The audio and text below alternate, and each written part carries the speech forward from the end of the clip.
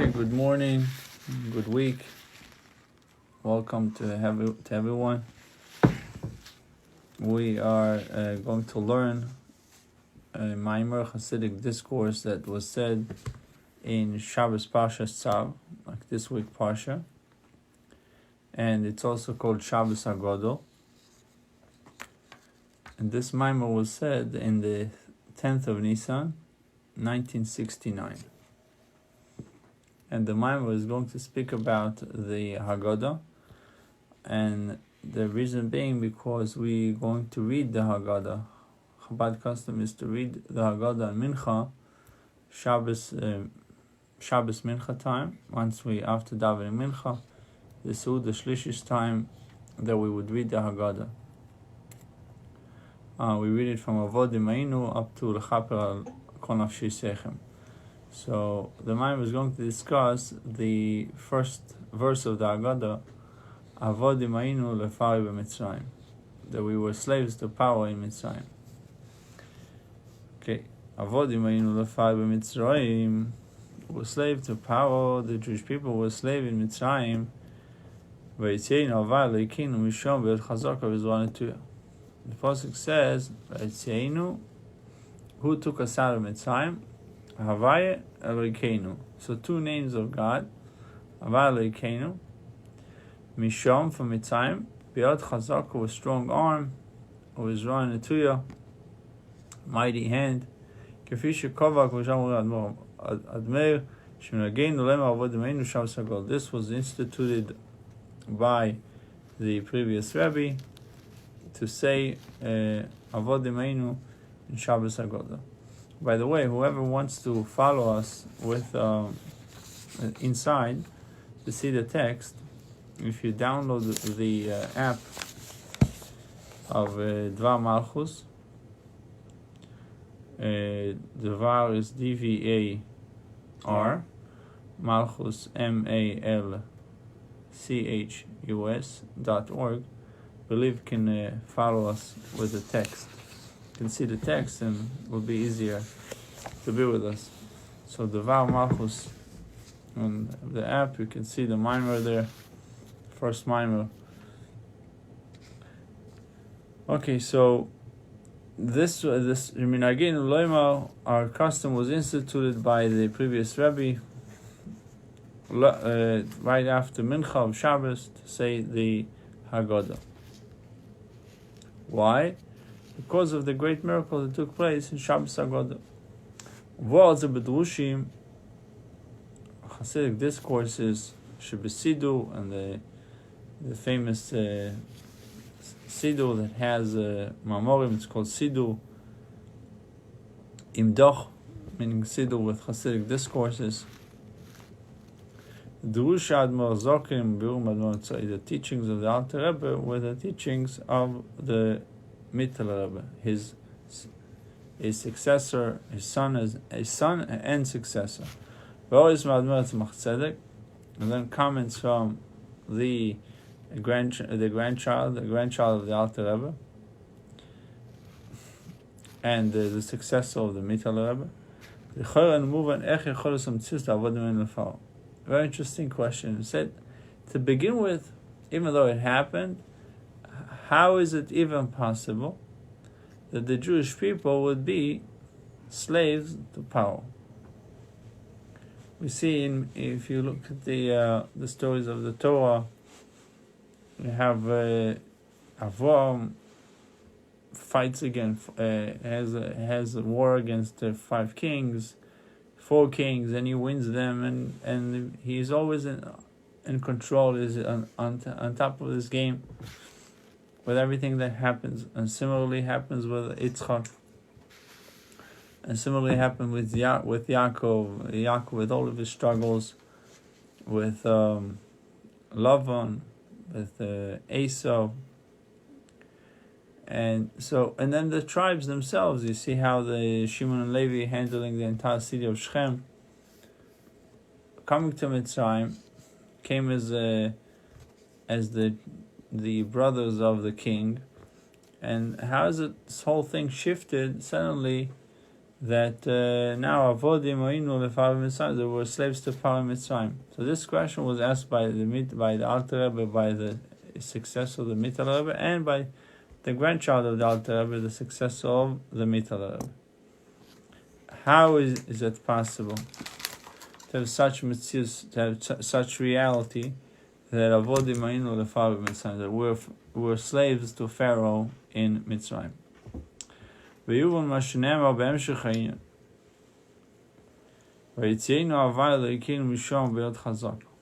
we can somewhat understand what happened there, that we're slaves to Paro Mitzrayim. Who took us out from Mitzrayim? Avaya Elokeinu. Mishom beyot chazako. From Mitzrayim with mighty arm.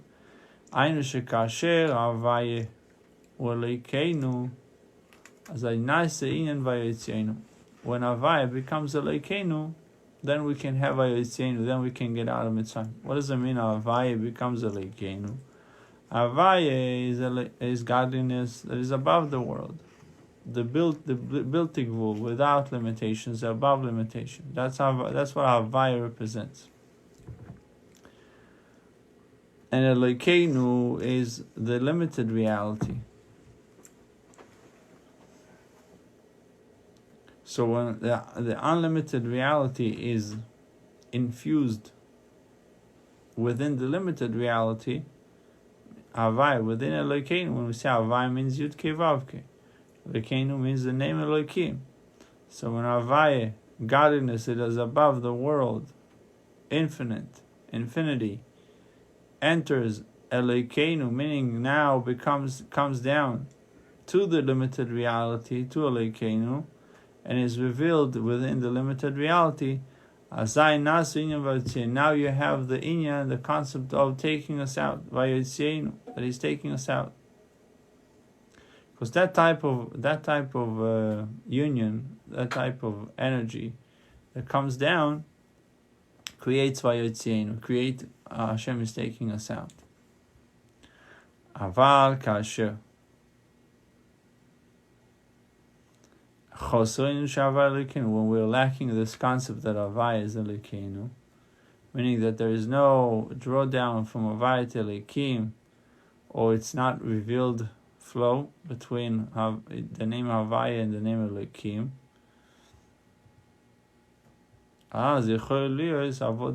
Now we can become slaves to power. So according to Chassidus, the whole idea of being enslaved to power is all dependent on whether there is a revelation between a union between Havai and Elokim, the revealed flow, or there isn't. If there is, immediately exile is being nullified, then it's not possible for power to be our master, us to be his slaves. At the moment that we are lacking, we're missing this concept that Avaya is Elokeinu, there is no flow and revelation of godliness into the limited reality, into the finite world, and godliness is concealed. Now we can become, God forbid, servants to power. This is the background to what enabled us to become slaves to power. So in the Siddur, with the Siddur that of the Alter Rebbe with the Chassidus, over there he explains, but this is the gist of it, why it's even possible for us to be avodim, to be slaves to power. Base, this is in line 15.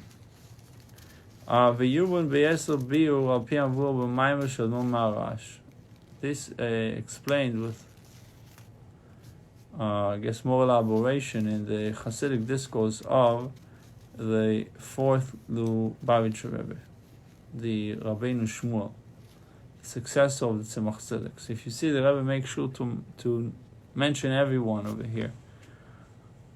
All the Chabad Rabbeim. So far we mentioned the Alter Rebbe, the Mittal Rebbe, the Tzemach Tzedek, and now the Rebbe Marash. So this Maimer was said by the Rabbi Menashe 100 years ago, was 1969, was 1869. Shenema from Meashon, al pasuk zeis tira zevach hashlomim. This is, in this week Parsha, we read a pasuk that says, and these are the laws of the offering of Shlomim. Peace offering, the Torah describes its laws. Parshas Tzav, I believe it's chapter 7, verse 11. This is the Torah of Shlomim.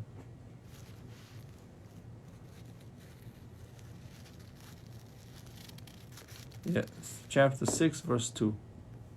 That's the in this week Parsha. So 7:11. That's the pasuk 7:11. Zois tera zevach hashlomim. Tzorich laovin ma shebeshlom nemar v'zois bevav.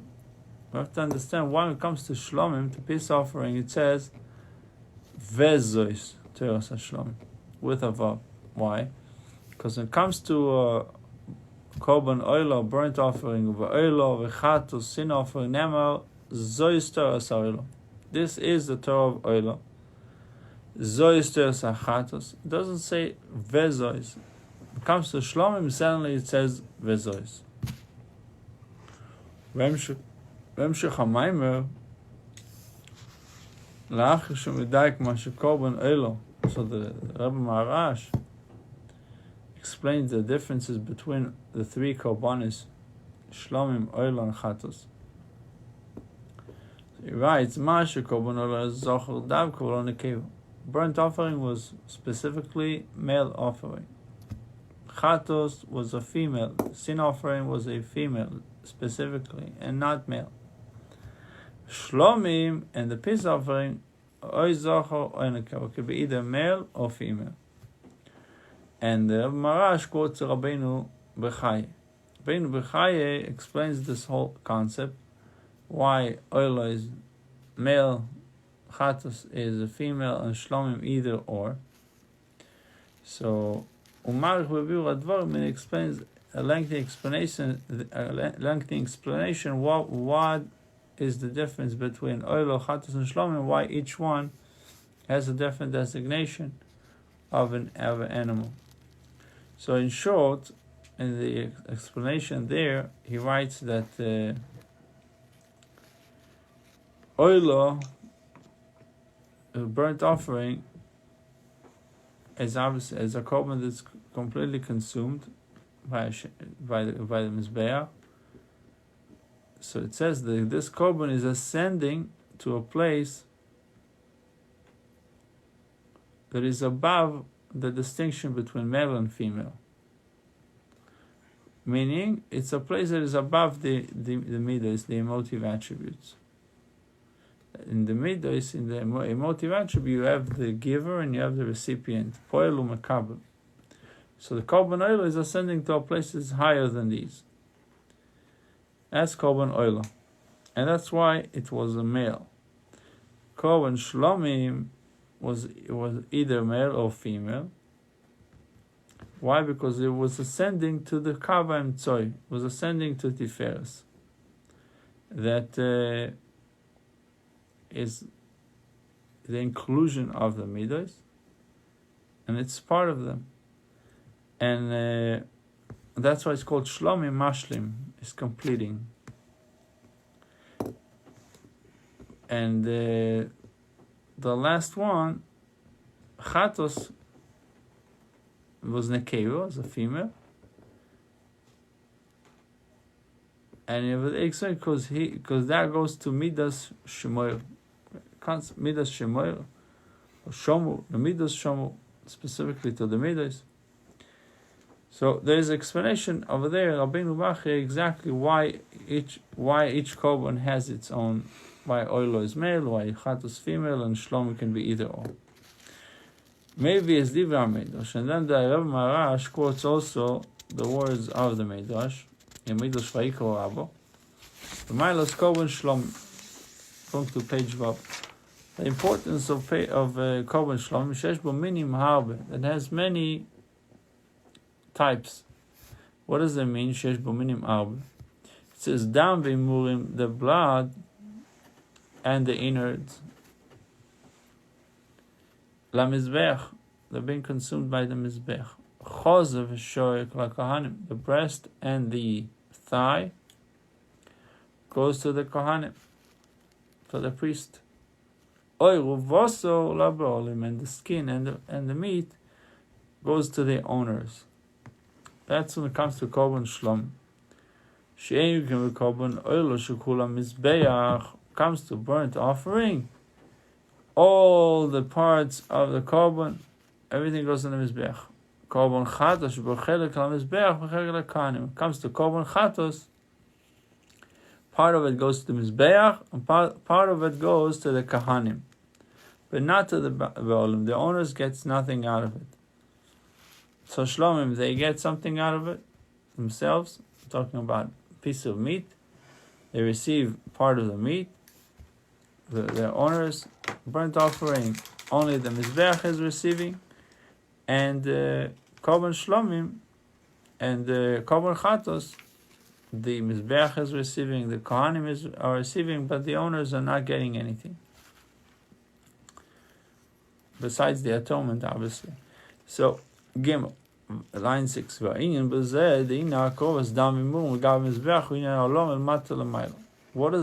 that mean? We see in korban shlomim, dam v'imurim, the blood and the innards were placed on the mizbeach. That's the concept of elevation from below. The person, bless you, the person is getting closer to Hashem. You're getting closer to likus, to godliness. But this happens from you. Meaning it's your own initiative. And similarly with korban oilo, burnt offering, the entire korban, all its innards, everything goes to Hashem. And that's why we call it oilo. Oilo means aliyah, miloshin aliyah, ascending from below, going up, going upwards, heaven bound. When it comes to burnt offering, it says that there is a pleasant aroma to Hashem. Why is it called nichoyach? So from the word nachas, it gives pleasure, it's a delight, enjoyment to Hashem. Nachas ruach lefonai, I have a delight. Why delight? Because I said and my wish was fulfilled. Amarti v'nai sotzoni. What I asked was done. Shehu, what is Shu Inyan Amshocha Melmai Lamat? What is the Nachas Ruach, the Amarti, I said and my wish was fulfilled? That's the response from above. The Nachas, this acceptance and the satisfaction from the korban, is a response from above. Shehu Inyan Amshocha Melmai Lamat. That's the drawdown already from above down. So seemingly, the idea of a korban is a concept of iskarus, of coming closer to Hashem, coming closer to godliness.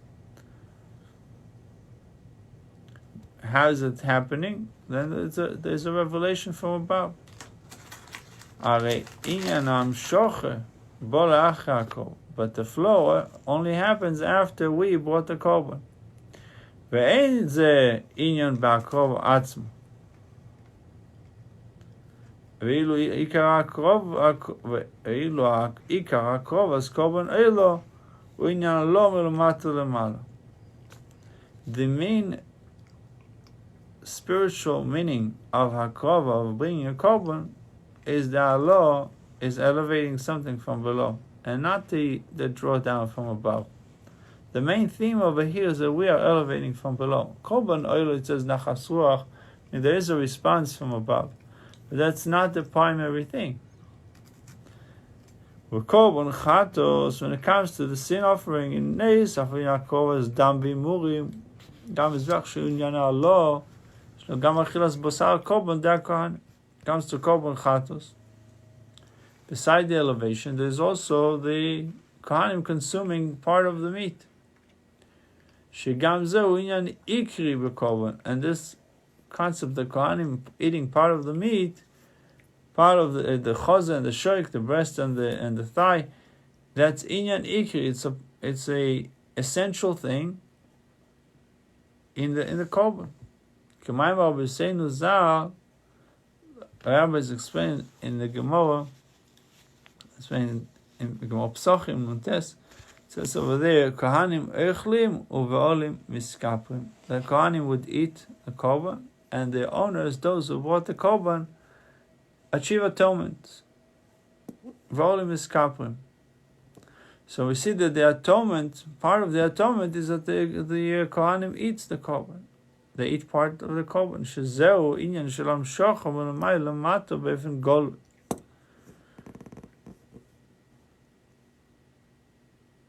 So the eating the meat of korban chatas, of a sin offering by the Kohanim, it's inyan shelam shocha. That's already a flow from above.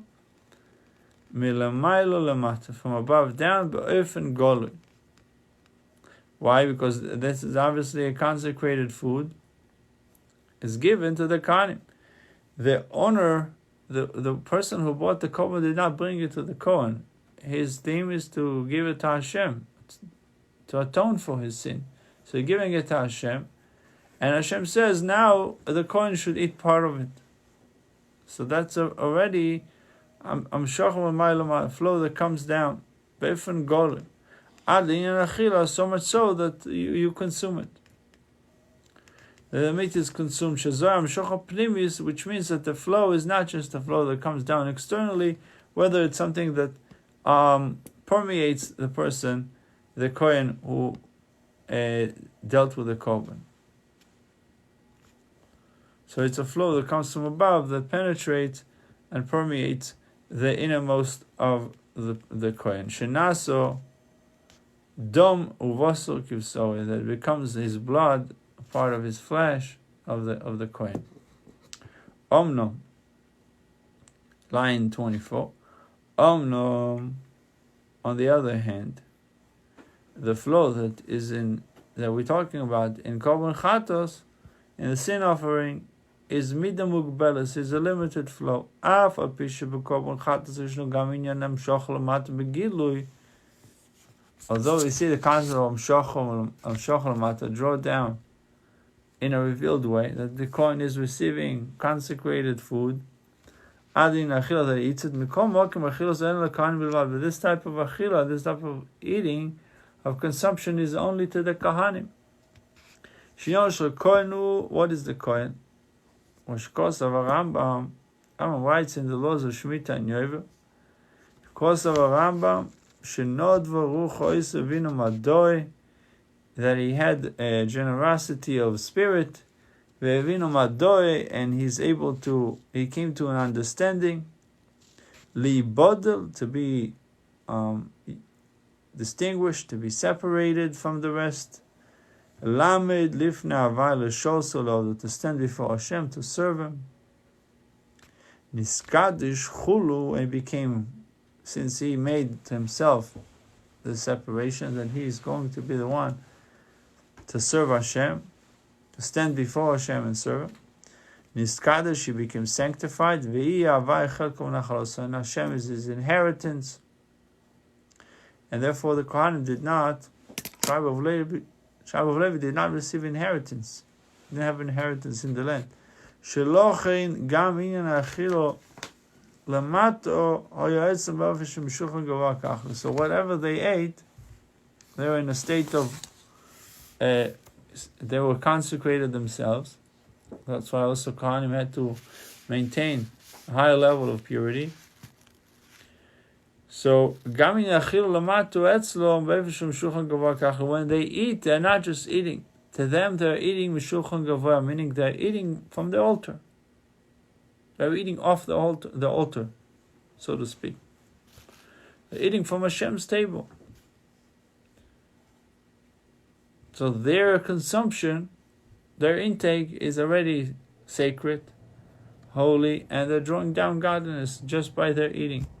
Uveinyan zeh, when you say inyan zeh, means this, with this concept of drawing down from above, lamata, to this world, primarily in the korbanos, and they eat the korban. Yeshno ilu bekorban shlom. There is even a higher level when you speak about the peace offering. Why?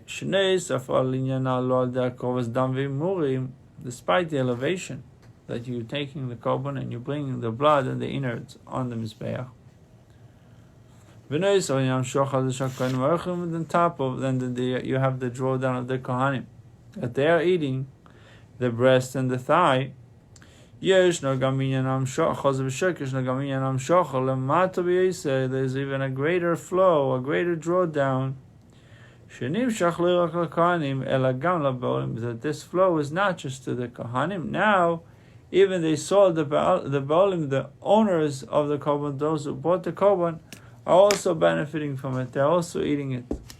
So, because it says the skin, the hide, and the meat goes to the owners, which represents the flow of godliness that comes lamata to the lowest of places.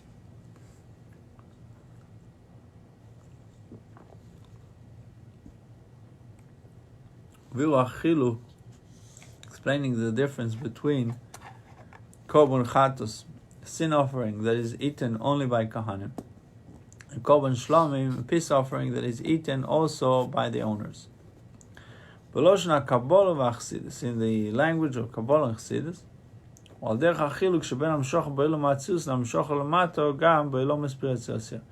similar difference between a flow that stops in Atzilus, it goes into Atzilus and that's it, doesn't go any further than the world of emanation, to another type of flow that permeates all the other spiritual worlds, the lower worlds, which is world creation, formation, and action. It's a much greater descent than just coming down to Atzilus. Coming down to Atzilus is a descent, but it's not as coming down. When it comes to creation, it's already a greater level of descent. When it comes to Yetzirah, formation is greater. When it comes to Asiyah, is the lowest, going to the lowest of places. The world of, what is the world of emanation? A world of unity. There's no separation. There's no feeling of independence in the world of Atzilus. There's complete unity in the world of Atzilus. There's no room for entity separated from godliness. Why? Because when it comes to Atzilus, God and His vessels are all one. There's no distinction between between Hashem Himself and its lights and the containers that are receiving those lights. They're all one with Him. There's no other reality beside Him. That's what it means, that Hashem and His vessels are one with Him. Even the vessels that were designed to limit the lights are nullified to godliness in a complete nullification, just like the lights themselves. Although it's explained in a few places, in Chassidus, the diu kaloshen shtei pe'omim iu. Because the expression in the Zohar about the word of Atzilus, it says iu v'chayu echad, iu v'gamu echad. Hashem and His lights are one, and Hashem and His vessels are one. So the word iu is written twice, but it doesn't say iu v'chayuhi chad, iu v'garmu chad. And the second time it doesn't say about chayuhi that is also chad. So it says the word iu twice, and doesn't say the word chayui twice. So it speaks about the lights, it says iu v'chayu echad. When it speaks about the vessels, it says iu v'garmu echad. It doesn't say the chayui, and it comes to the vessels. So What does that mean? Shemechalkim ben achdus de iu im chayue lachdus de im garmu. That there's a distinction, obviously, between the life that is given to its light, the lights of Hashem, to the energy that goes into the vessels of Hashem. Meaning the unity between Hashem and its light and the unity between Hashem and its vessels are a different type of unity. Why? The achdus of meaning the unity of Hashem and its light is not the same as the unity as Hashem with his vessels. It's not comparable. The level of nullification of the lights are much greater than the level of nullification of the vessels. But nevertheless, they're still one. Gamim Galmu, even with the vessels, they're one. And that's why the world of emanation is called the world of unity. The highest world is unity. Despite the fact that the world of emanation is called a world, but nevertheless, it's a world of unity, place where there is complete nullification to godliness. We speak about the drawing of light, the drawing down of light into the world of Atzilus. Then on one hand it's called Olam, it's a world, and it's obviously different than the other worlds of creation, formation, and action. Why is it better? Because the bitul, the nullification to godliness in Atzilus is a much deeper, much greater, much stronger nullification, and a much superior nullification. Gam in Yonum Shal Kohanim, it says even when it comes to Kohanim, that they're on a higher spiritual level.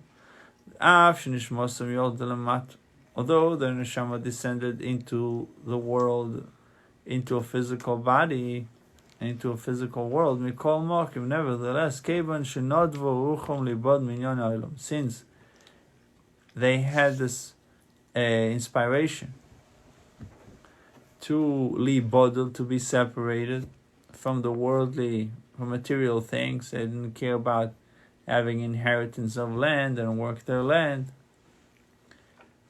just to serve in the temple, in the Beis Hamikdash.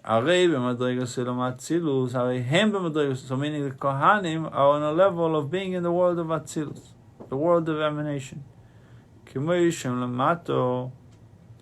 So down here, they are in a complete nullification to Hashem, representing the world of Atzilus that has complete nullification. ולכן כשם שגיל האור לקשמי באילום האצילוס, פועל שגם אילום האצילוס נעשה אילום האחדוס. כשם שגיל האור אלוקי, the same way that the godly light, that is superior light, that shines in the world of emanation, in a revealed way, so much so that there is no room to any other reality, to anything else that is not nullified to godliness in that world. Poel, what does it do? Since the energy is that way, the flow that goes into Atzilus is nullified, causes that Atzilus itself will be also nullified. Olam Atzilus or Olam. But nevertheless, it says Olam Atzilus is still an Olam. What does Olam mean? World of Atzilus is still a world of emanation, is still a world. And when you say world, means somewhat limitation, concealment. Poel shegam elam atzilus nasa elam achdus keinu b'kohanim. So it says like this, that Kohanim are on the level of Atzilus. Kohanim are reihem, since they had this inspiration to be separated from the world, so they are on a higher spiritual level. Arem b'madregas olam atzilus. They are on a level of olam atzilus. Kemoi shehem lamata. The way they are down here, They are nullified completely to godliness. The revelation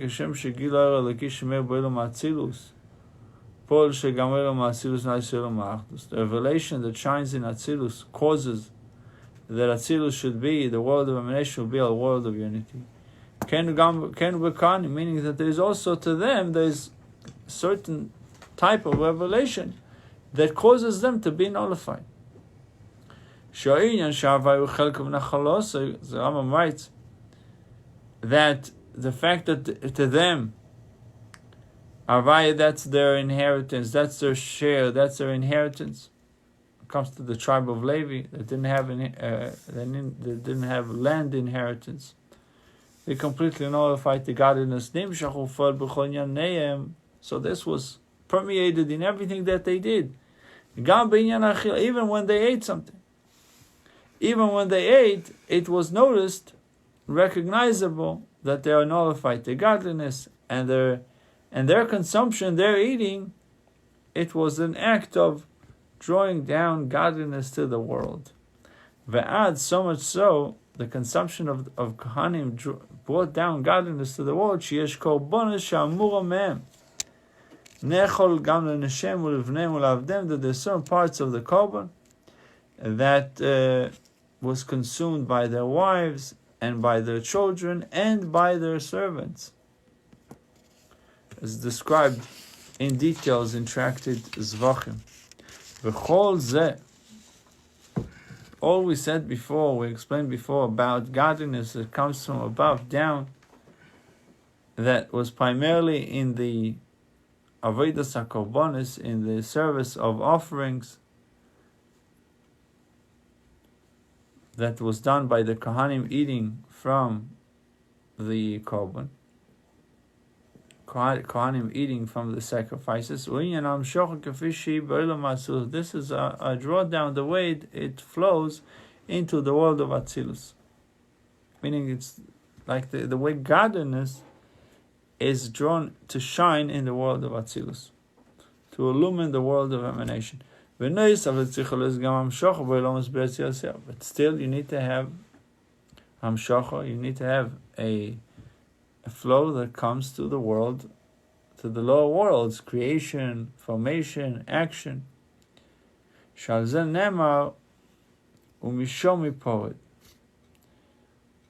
Regarding the revelation of godliness and the flow of godliness into the lower worlds, in Parshas Bereshis, it describes this concept by saying that there is a river that comes out of the Garden of Eden, and then it separates to four different types of rivers, to 4 types of flows.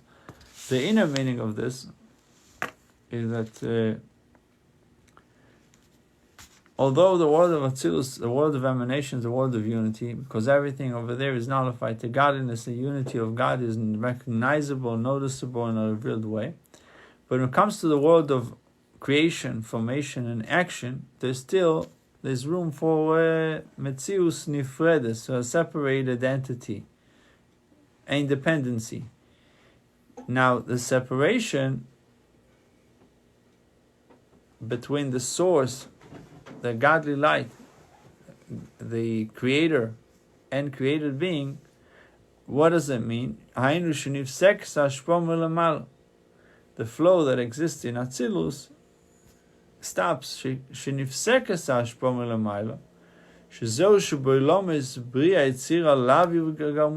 fact that you don't have the same unity in the worlds of creation, formation, and action like it is in the world of emanation.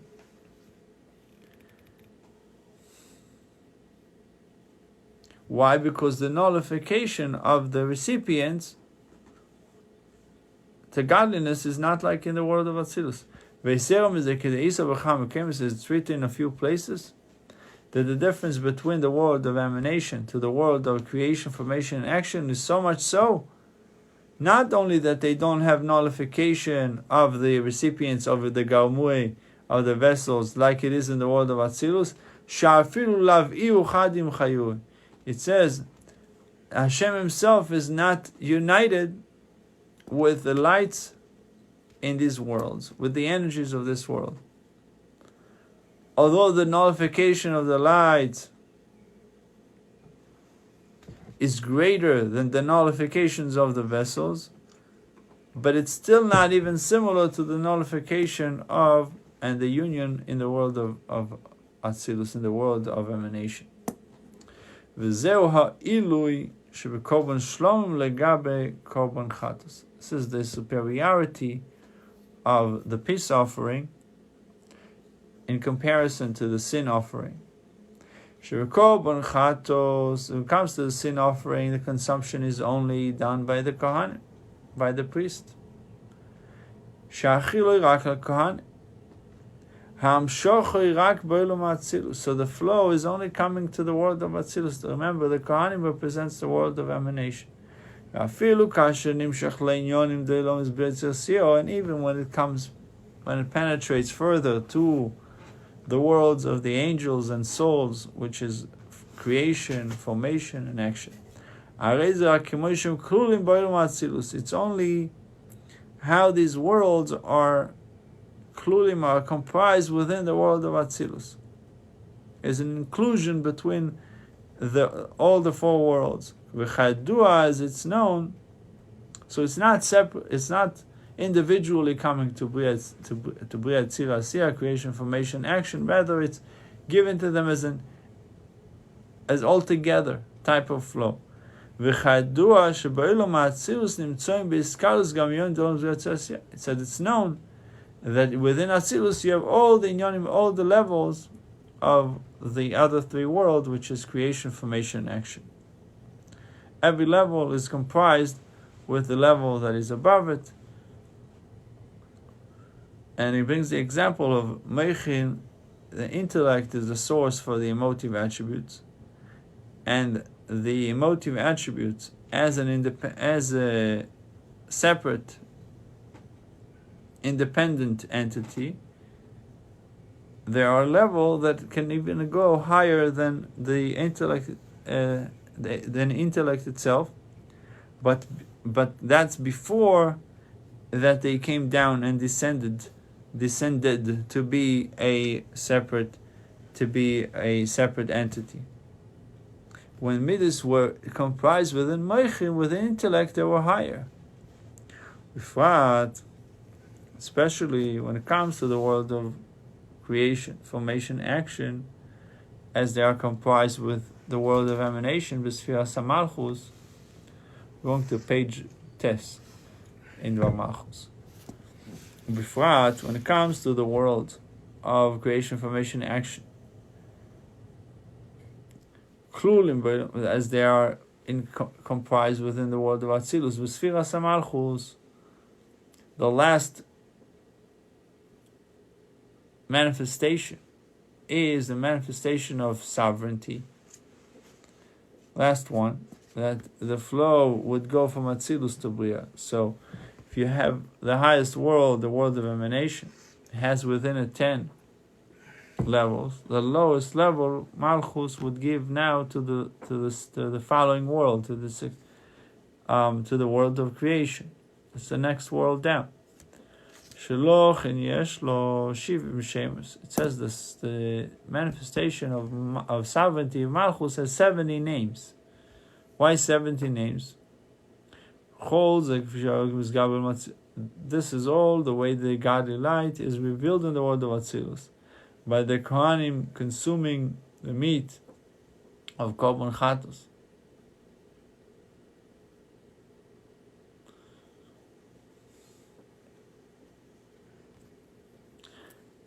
When it comes to peace offering that is not only consumed by the Kohanim, rather it's being eaten also by the owners that are not per se Kohanim, the owners, and on a low spiritual level than the Kohanim. So the consumption of the owners representing that the flow is even coming further down. So it says Korban Shlomim really tells us that the flow can reach further. Korban Chatos, the flow reaches all the way to the Kohanim. But the offering of Shlomim, showing me that the fact that the owners are also receiving part of the offering, that the godly energy now travels further down. Umamshich Dalet. Umamshich Levoer, Rabbi Menashe in his Chassidic discourse continues to explain how is it even possible that the owners eating the korban, which is a physical thing, would be part of the spiritual concept of the offering. The fact that the owners are consuming part of the offering. He says it's for sure not a physical enjoyment. They're eating something that is sacred, consecrated, so their consumption is lifnei havai, is they engaging with something holy. As it says in the davening of the prayer of Yom Tov, of the festival, that the simcha of the Jewish people, the enjoyment, their delight is becho, is your enjoyment.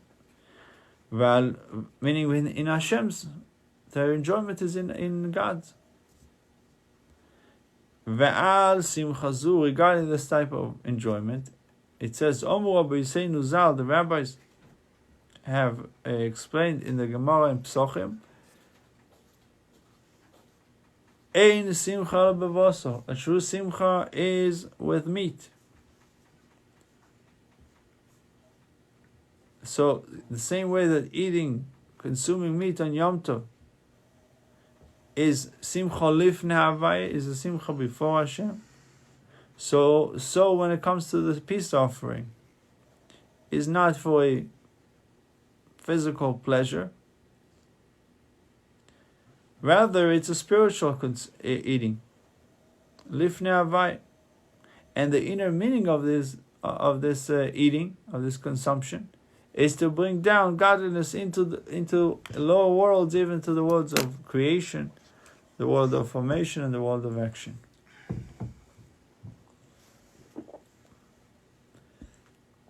Moisef Levoy, the Rabbi Menashe, Rabbi Shmuel, continues to explain, Shezeu, this physical eating is expressing something spiritual. For example, if you're making a wedding for your son, for your daughter, or you have any other simcha that brings you a lot of enjoyment. Then he makes a festivity, meal for those who are friendly with him, those he loves. And he makes an effort that they should have enjoyment in that meal. The fact that they are eating and deriving enjoyment from his meal, from this meal that he prepared for them, and they are part of the simcha, part of the joy, part of his joy, he gets even greater joy. The Bala Simcha, the one who makes the party. Vesibas calls and what is the reason, the inner reason that he makes a festive meal, and he derives benefit from the people that are coming to the wedding, that they are having enjoyment. Vesibas calls meaning that he is having an inner deep delight, that he has a deep enjoyment from the fact that his daughter is getting married.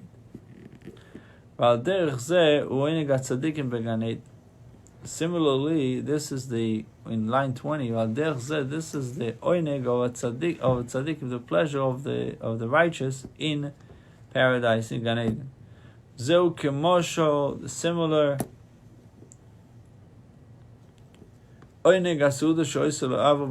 Like someone is making a party to his friends for his son's wedding, for his simcha, for his enjoyment.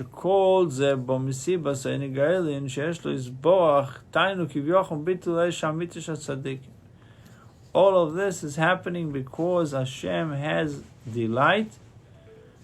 From what is Hashem's delight? Mitainug. He has tainug, he has delight. Mibitul hayesh hamitish. The tzaddikim are nullifying their yesh. They are nullifying any type of independent feeling.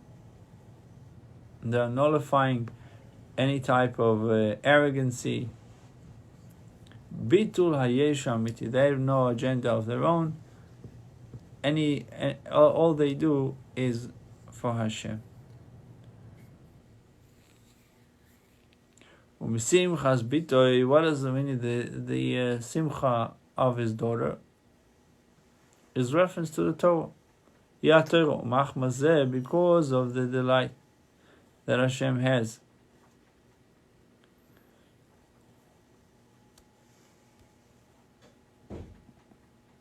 Because of the delight and the enjoyment that Hashem has from this meal, so to speak, He makes this meal to His beloveds. That brings the enjoyment, the delight to the righteous in Gan Eden.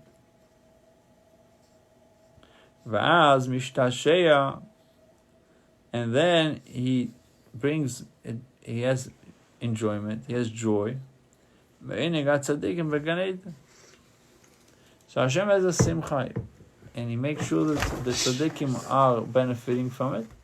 Tzaddikim are benefiting from Hashem's simcha, and then he sees them enjoy, and then he sees that they enjoy. He has enjoyment also. He's enjoying in their enjoyment. The same like when we make a simcha, make a festive meal for a joy that we have. So, and we have enjoyment from other people enjoying in our party. Similarly with Hashem. Now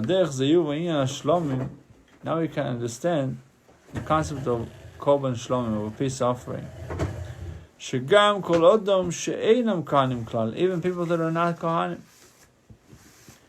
they're not priests. They have enjoyment. When we sang them a korban shlomim, peace offering, we said the owners are eating part of the korban. Not just the kohanim, not just the mizbeach, also the owners. And all of that is given to them from the korban that is gavoya. That is consecrated food. It shows the essence of the delight that is coming from above.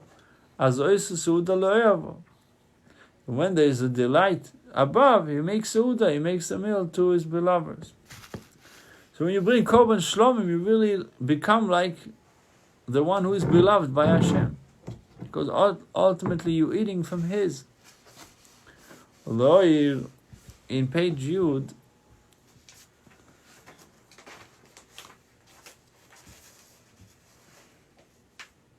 move on, line 4. The primary concept is that the delight is happening above. That is making a meal to His beloveds, making a meal to those who we love. It derives tremendous joy. Together with that, it says the primary delight and enjoyment is from the service of the righteous. The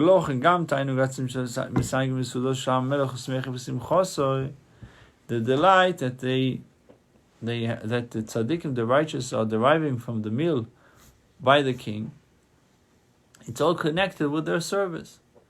V'uinyan schar mitzvah. This is connected with, it says in Ethics of the Fathers, chapter 4, that the reward for the mitzvah is the mitzvah itself. The reward for the commandment is the commandment itself. Sheschar mitzvah, the reward for the mitzvah ba'atzma, is the mitzvah itself. Shemizeh, the fact that Bnei Yisrael, the Jewish people, are fulfilling the mitzvahs down here. That's Avodas HaTzadikim, the work of the righteous. What tainug l'mayla, creates delight above, godly delight above. Umimele gam tainug HaTzadikim, and also causes delight to the righteous as well. So because if you're creating delight above, there's immediately a reciprocation to cause delight down here below.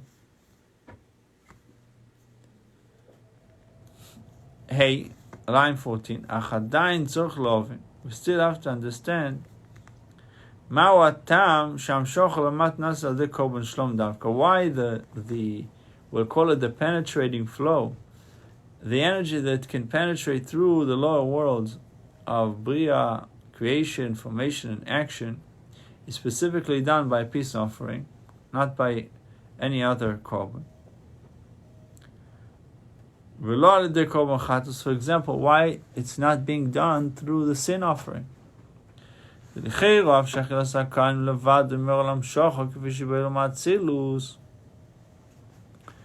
consuming of the Kohanim levada by itself. What does it show? Shows a drawdown. We said before, the Kohanim are eating korban chatus, that representing a flow to the world of emanation, but not further. Nevertheless, it says, where does the flow come to? Creation, formation, and action. Mishom, from the source. Mishom ipod, what is the source? From the root that is above the worlds. Meaning that the flow to the lower world, creation, formation, action, comes from the midos, which is the emotive attributes of kindness, severity, splendor, and so on. The Olam Atzilus, these emotive attributes in the world of Atzilus, they are the source for the lower worlds, for the worlds that are below emanation. The ultimate flow happens through, the actual flow finally comes down through Malchus, through the manifestation of sovereignty. Also, it's written, for 6 days Hashem created the world, which really means that the emotive attributes were drawn into the world, which we have 6 emotive attributes. Lamata belomis bria that were drawn to the worlds of creation, formation, action. Why can't we bring the sin offering to travel down to creation, formation, action, with just like it happens with peace offering? Why is it limited to the world of Atzilus when it comes to sin offering? And the answer to this is V'yuvon zeh al pi hamoshel hashen minyan suda. The second analogy regarding the meal shuva b'sidu that was mentioned of the sidu with Chassidus. Dibu amatchil avodim haynu lefar mitzrayim, that starts with the same opening verse of this mimer, same line. Avodim Haynu were slaves to Pharaoh in Mitzrayim, in Egypt. Shekasher Amelech Yesudo, the king is making a meal. What do you do with the leftover? There's a big, lots of food, and there's a lot of leftovers. What happens with the leftovers?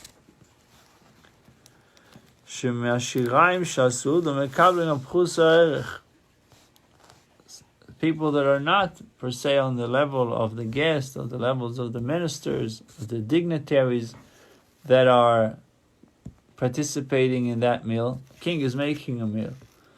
The dignitaries are eating, but how much can they eat? So there's always leftovers. Who is eating the leftovers? Avodim, shvoches, shachar chaim. Sometimes the lowest levels, meaning the servants, and even those who are working to grind the flour, to grind the wheat, to make flour out of it. V'ad shegam klovim.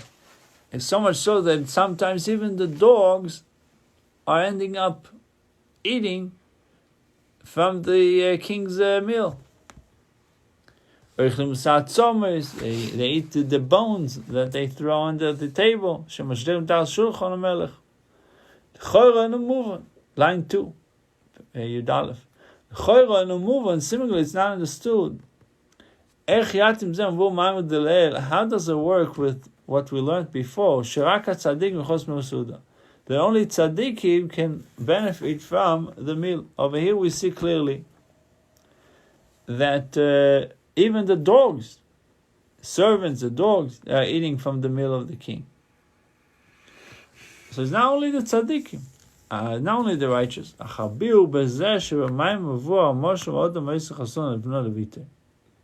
So in the Maimon speaks about this analogy of someone that's making a party to his son or his daughter. What is the lesson? What is the analogy is trying to teach us? The son is referring to the souls of Israel, Jewish souls. That's what Bnoi is referring to, his son. Uvitoi kailatero, and the daughter is reference to the Torah. In the Siddur over there, it explains an analogy of a king that's just making a meal that is not connected with marriage, is not connected with specific simcha, with specific joyous occasion. There's a big difference between making a meal, making a festive meal, or making a meal because it's your son's wedding. A regular meal, it's a flow you're giving, but it's an outer, it comes from the outer will. Only from the outer will is invested in it.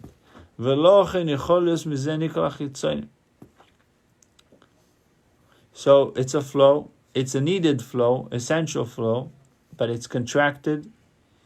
And without the revelation of the inner will, the inner supernal will is not revealed in this type of seudah, this type of festivity. There's no meaning it's making festivity, but it's not your son's wedding. So then you can have Yanika Sachitzon, which means you can have also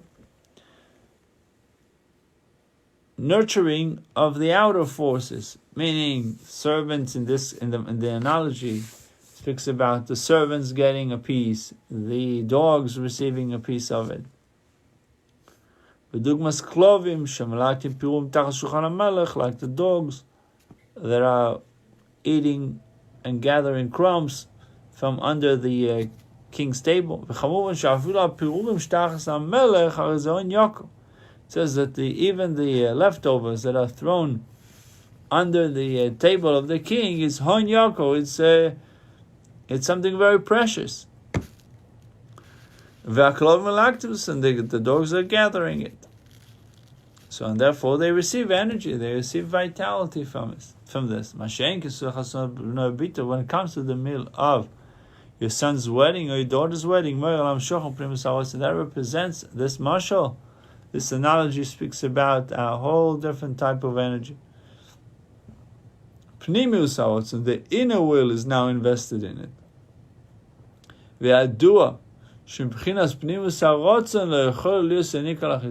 If the inner will is invested in the party, no extraneous forces can get anything from it. Only the designated those who are designated to receive can receive. Meaning, for example, you giving somebody donation, $100 donation. You gave it to a specific person. How do you know that this money is not going to be used by other people? It's going to be used exactly by that person. You don't know. But over here we see that there is a certain type of energy. It's called Pnimius Harotzon, the inner will. It's unique energy that is a laser focused to where it's supposed to go. No one else can derive benefit from it. So two types of analogy. The analogy of a kingdom making a meal and only his and that there's no reason, there's a specific reason for the meal. It's not his son's wedding. Then the energy that he invests in that meal, in that party, is the chitzonius harotzon, is the outer will. And you can have the outer forces also benefiting from it. When it comes to the wedding of his son, it's his essence that is invested in the meal. No one else benefits, only those who are designated to benefit from it. What is korban chatas? Sin offering. Sin offering, you're presenting like a king makes a meal, but just there's no specific reason, without the joyous occasion. So then there's no flow in the worlds of creation, formation, action. That the outer forces should not receive anything. Korban shlom, peace offering, and the flow comes from the inner will. Like the party that the king is making to his son or his daughter. It's a unique simcha, unique special joyous occasion. Then the flow is descending further down to the worlds of creation, formation, and action. Be'efen, in such a way that the outer forces are not receiving anything from it. You still got waste. I don't get it. I mean, at your son's wedding, right? You still have extra food. Yeah. No, but he's saying that the analogy is that when the king makes korban shlomim, peace offering, is like the wedding of your son, that when it comes to Hashem, he's investing in that type of a party, that it's going to be consumed only by the tzaddikim, only by the ministers. It's not, nothing would be given. Maybe it's something so expensive. For example, you're making a festive meal not for a wedding. So you buy a cow, shechted, make a barbecue, and you're making a nice party to everyone. But the bones you throw to the dogs. Comes your son's wedding, you want to make something even more. So you buy caviar, you buy small things, not necessarily something big, but things that are very expensive. I don't know, a goose. I don't know either. A goose liver. I don't know, things that are extremely expensive, delicacies. These delicacies are going to be consumed. Nothing is going to be, there's no leftovers.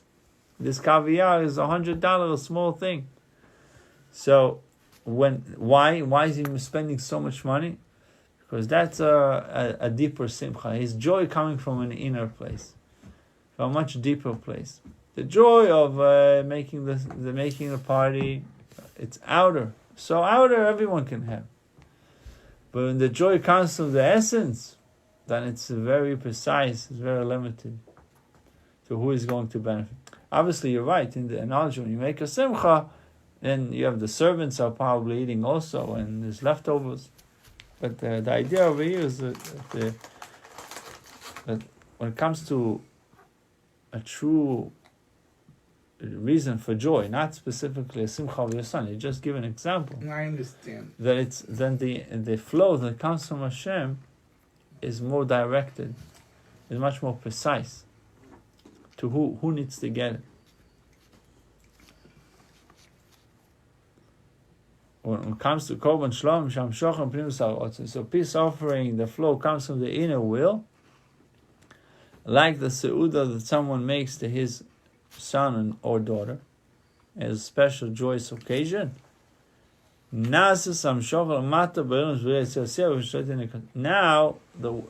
flow can even be eaten by the owners. Why? Because it's such a flow that does not allow any extraneous forces to receive from. They cannot get anything from it. Vav, line 27. Now we can understand Mashakosu. It's written in this week Parshas Tzav. What does it say? These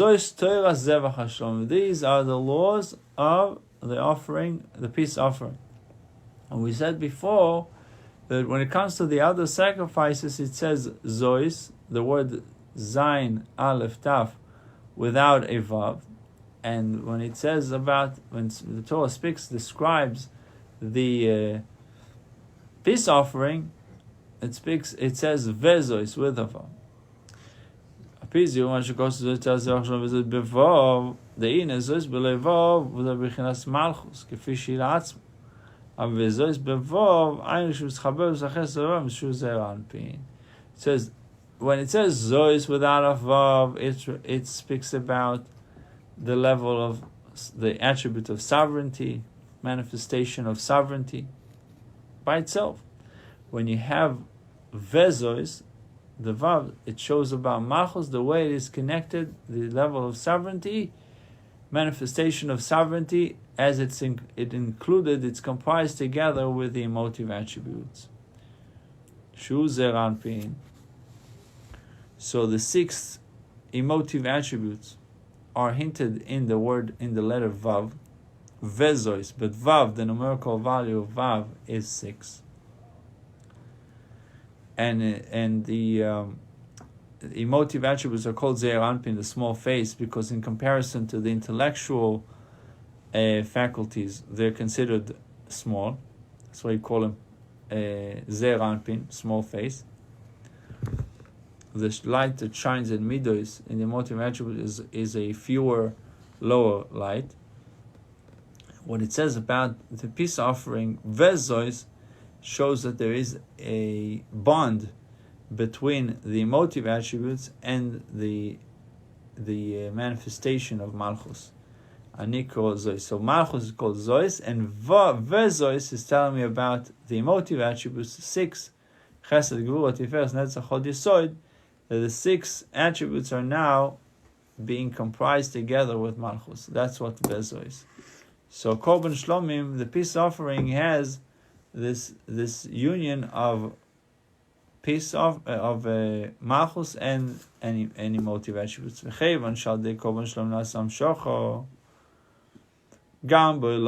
Now, since through the peace offering, the flow can come also to the worlds, meaning bringing godliness into the lower worlds, Bria, Yitzir, Asiyah, creation, formation, action.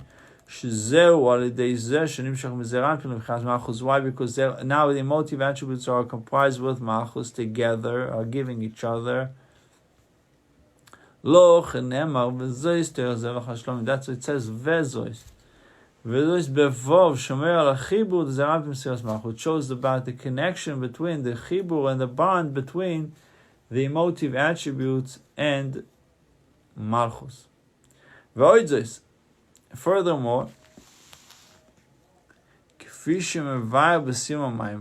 the Rebbe Menashe concludes in his Hasidic discourse, Avodim Haynu, starts with the word Avodim Haynu, we were slaves to Pharaoh in Mitzrayim. What does Shlomim means? We said before is Mashlim. Shlomim is the word to complete. But it says also that the peace offering has the twice the word Shalom in it. Shtei Palmim Shalom. Because Shlomim is you want to say Shalom is singular, Shlomim is plural. So you have 2 times Shalom. 2 times peace. Shalom matter, shalom matter. That peace offering creates a peace in the lower world and a peace in the higher world. Shalom matter, the peace down here in this world. What does it mean? That you will draw down godliness into the lower world's creation, information, and action. That's what it means, peace down here in this world. V'shalom l'maylo, and peace above, what does it mean? Shemechabrim Yud Kei and Vav Kei, that we create a bond between the 2 letters of Yud and Hey, and the last 2 letters of Vav and Hey, which comprise the name of God. So we create a bond between the lower union and the upper union. Kibizman Agolus and Hashem Shalom. It says in the time of exile, the name is not complete. It says in Parshas Beshalach, over there it explains about the war with Amalek. The war with Amalek.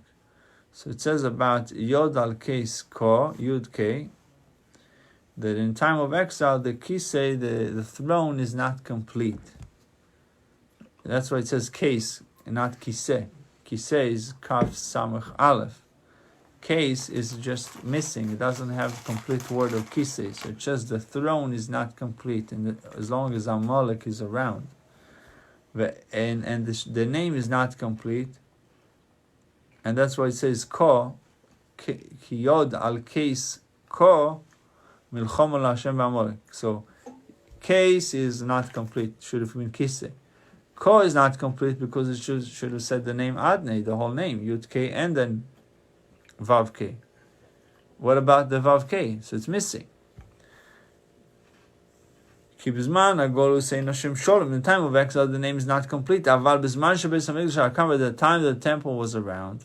In Alidei Shlomim Anasa Hashem Sholem. Through the peace offering, the name became complete. Chibu b'chias Yud Kei and Vav Kei. He said 2 things were happening. The bond between Yud Kei, the first 2 letters, the 2-letter names of God, with the second 2 letters name of Hashem. Yud Kei and Vav Kei. Yud and the letter Hey, and Vav and the letter Hey. And that together, these 4 letters, creating a complete name of Havaya, the complete name of Adnei. So 2 things were accomplished. We said peace down here and peace above. Peace down here means that we're bringing godliness into the worlds of creation, formation, and action. And the second piece, the piece above, means that we connect the 2 names of Havaya, Yud K and the Vav K. We have to explain why it's because of Amalek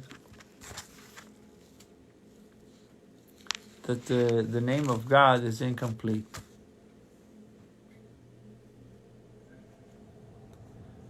And this will be completed through a peace offering. What did they do with the korban? You bring an offering, the fat and the blood was brought on the altar.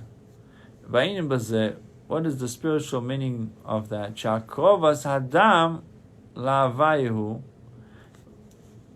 Bringing the blood is offered to Hashem. What does the blood represent?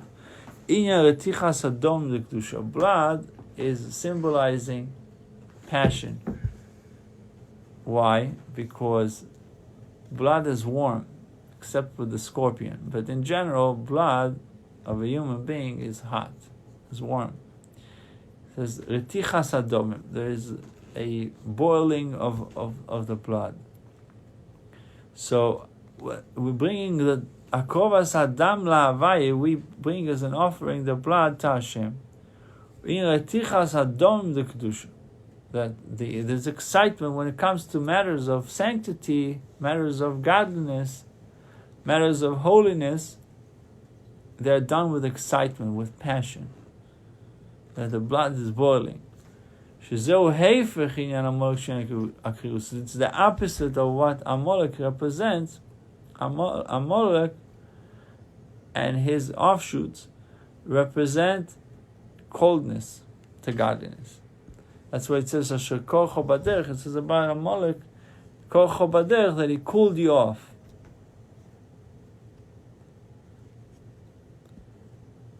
So Retichas Adom, when there's excitement, that represents the opposite of Amalek. When it comes to the fat that was brought on the Mizbeach, on the altar, so we see chaylev is the fat is the concept of delight, of pleasure. Fat represents pleasure. Bringing, sacrificing the pleasures to Hashem. Meaning that whenever you have excitement, the excitement is in what? Where is your pleasure? The pleasure is only in matters of kedusha, of sanctity. Your pleasure and your excitement are reserved to kedusha, to sanctity, to holiness, to a joyous occasion of learning Torah, of doing mitzvahs, of davening, of participating in a bris, in a wedding, Jewish wedding, and the like.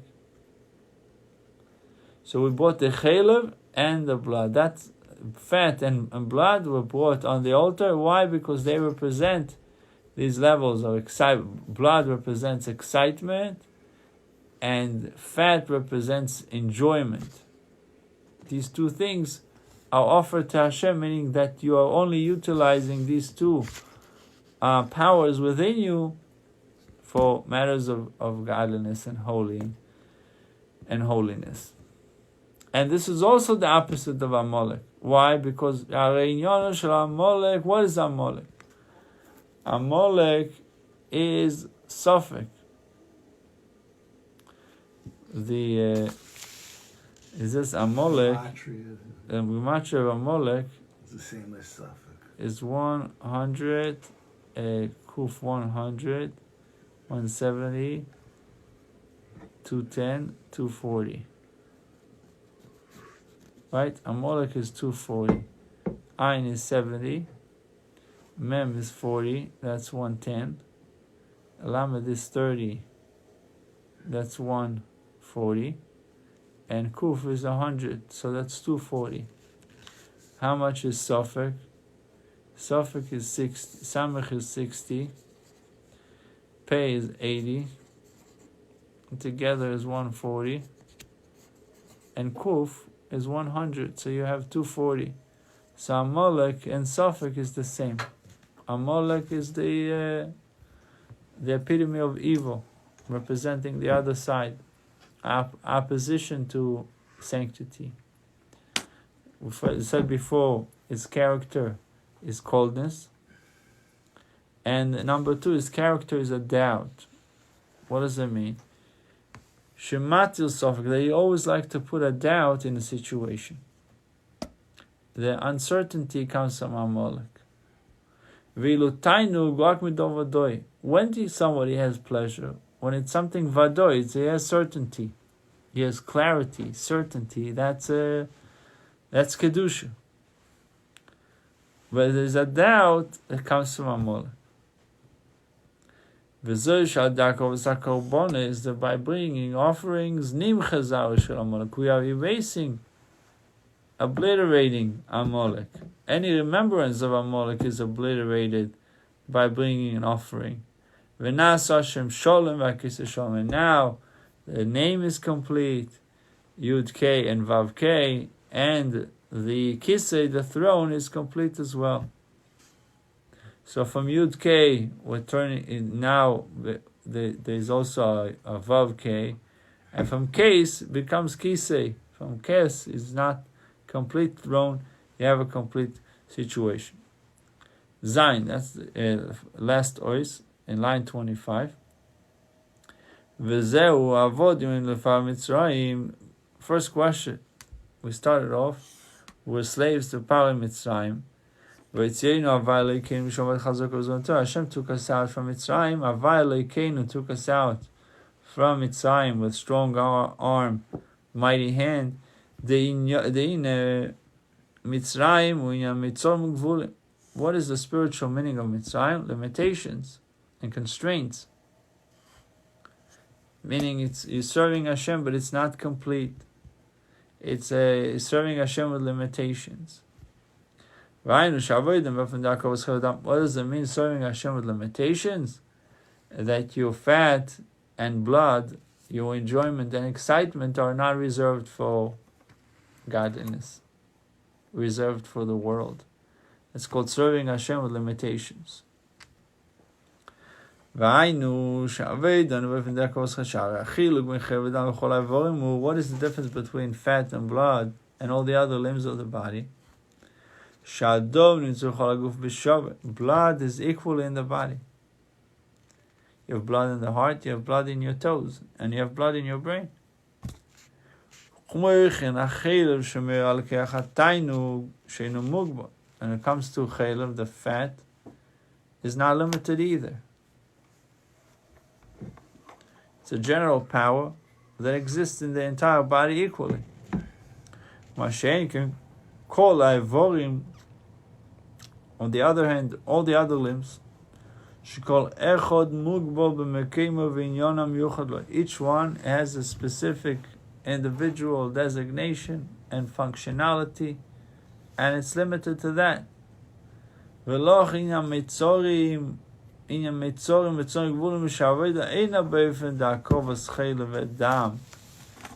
what is Metzorim constraint?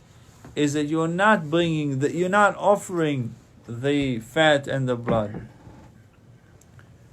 It's not something that is inclusive. It comprises your entire being. It's limited to you doing a mitzvah with your hand, you're doing a mitzvah with your leg, you're doing a mitzvah with your head, but it's limited to that.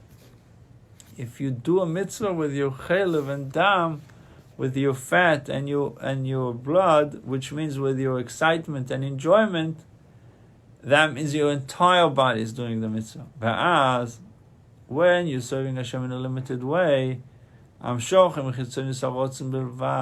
you are tapping into the outer will only.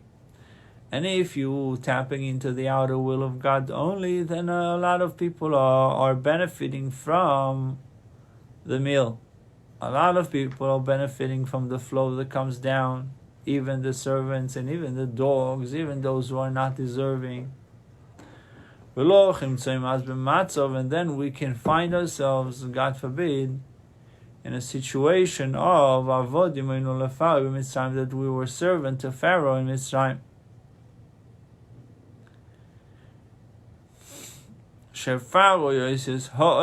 Because power, if you flip the letters, you find that Paro is oiref, which means the neck. That they turn their back to me, not their face.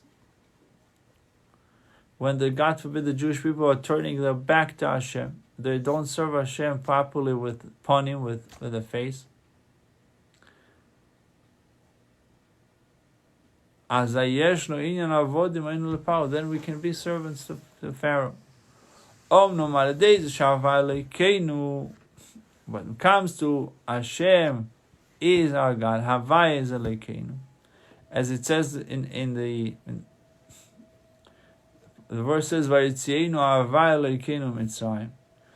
Ainu shemargishim she'Havayu kochenu v'charisenu. We feel that Hashem is our koyach, Hashem is our strength, and is our vitality. As I naso v'yitzeinu b'yod chazak v'zon. Then immediately Hashem takes us out of this limitations, of these constraints, this constricting situation. B'ziyat chazak v'zon with a mighty arm, with a strong hand. Shuinyanam shochol emato b'chesed u'gevur, which is a flow that comes down into chesed, into kindness and into severity. It's something that happens through a cause and effect. There's a reason, there's an outcome. It's not done in such a way that the flow, that you're receiving flow and array from the source through being richuk, through being distant. There's a distance between the giver and the recipient. Rather, there is closeness. The giver and the recipients are becoming close to one another. And then the flow that comes down, it's an inner flow. If the recipient is distant from the giver, so meaning that he's using, so to speak, a middleman to give it to him. So maybe the middleman will take some commission, will take some part of it himself. But if there's closeness between the giver and the recipient, the giver directly gives the recipient. And when he gives directly, no one else benefits beside the recipient. And that creates a situation of redemption. And now there is going out of Mitzrayim. Is the same way that it took place in going out of Mitzrayim. Hashem will show us wonders in the true and complete redemption. Through the righteous Mashiach, speedily in our days. Baruchim Tiyu, should all be blessed. Thank you everyone for watching. Good morning to all and good week to all. Baruchim Tiyu.